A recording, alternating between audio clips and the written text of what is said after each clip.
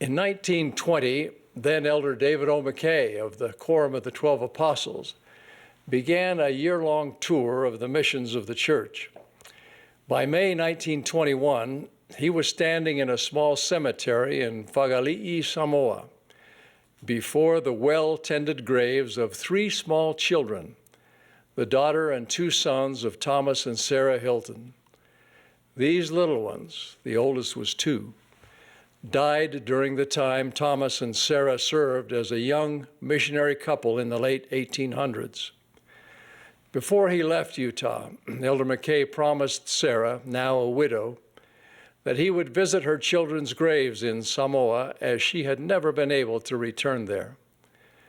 Elder McKay wrote back to her, "Your 3 little ones, Sister Hilton, in silence most eloquent, carry on your noble missionary work begun nearly 30 years ago."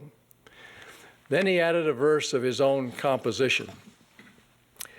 "By loving hands their dying eyes were closed. By loving hands their little limbs composed. By foreign hands their humble graves adorned. By strangers honored and by strangers mourned."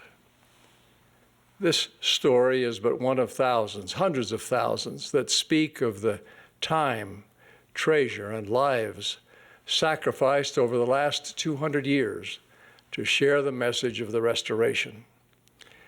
Our aspiration to reach every nation, kindred, tongue, and people is undiminished today, as witnessed by the tens of thousands of young men, women, and couples currently serving under full-time mission calls, by church members who generally echo Philip's invitation to come and see, and by the millions of dollars spent annually to sustain that effort across the world. While our invitations are without compulsion, we hope people will find them compelling. For that to be so, I believe at least 3 things are required. First, your love. Second, your example.